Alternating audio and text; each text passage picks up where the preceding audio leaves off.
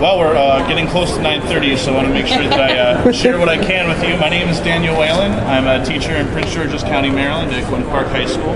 I've been teaching AP Human Geography for 6 or 7 years, and when we introduced it to our school district, I was able to get employed writing the curriculum for it, and it was brand new to me then. I only taken one geography course at the University of Albany, and it was like a curriculum writing opportunity, but as soon as I got into the Rubenstein text and started looking for resources, I got very interested in it.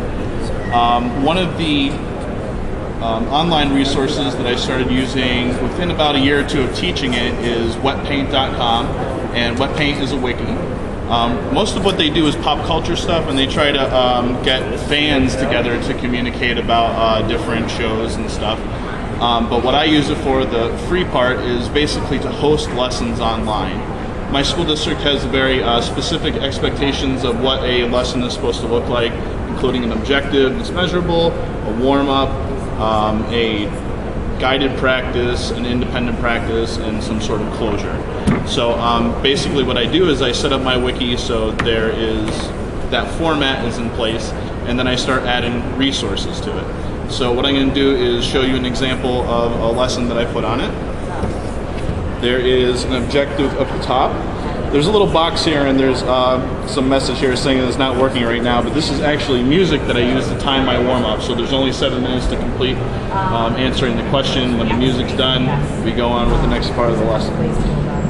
Right below the warm-up is the guided practice.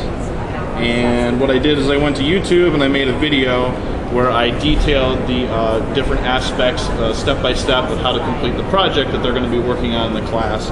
So I showed them the video and then asked them if they have any questions about that. Down below it, there's another video, and this is what an A looks like. And so I walk them through the steps of, what's exemplary about this project versus the directions that we just looked at. Guided practice. And then down here, from the textbook, Rubenstein, I uploaded the JPEGs that come along with the CD there, and I have different urban models. And the point of the project that's on the videos is basically they have to use Google Earth, Google Maps, or this real estate software called Willow.com to find a real city and apply it to one of the urban models. So they have to hand draw a sketch, and then use the different layers to determine what's residential, what's high-class residence, low-class residence, where the central business district is, where the industrial areas are. The project requires they do one city in North America, one in South America, one in Europe, and then Asia or Africa, to make sure that they get some experience with all of the different models. And then any supporting links or homework I have down here with the closing and the independent practice. So this is a standing website, and also if you wanted to work with another teacher anywhere, it could be someone you know personally or another side of the globe, you can allow them to write on this wiki too, so it's a way to team plan. And if you feel like you'd like your students to make their own websites, they can sign up for it and make their own websites too, much like the PowerPoint. Or if you have them make prezzies, you can embed the prezzies just like the YouTube videos, and you can use that as a point of lecture in class. Here's the project we made, now you're teaching. So it's kind of a way of doing reciprocal teaching and reverse design. Probably the most fun project that I've made, and I'm very proud to say this diffused to at least 2 other high schools in the geography world here, is the Alma Mater Remix project. We didn't spend very much time with folk culture, but I thought that it was something that all my students should be able to take personal engagement with. And I thought, so, what's a folk song that's going to be common for them? And there's a lot of diversity in my classroom, so I stumbled upon the Alma Mater because it's a folk song. They play at graduation, so you hear it in person.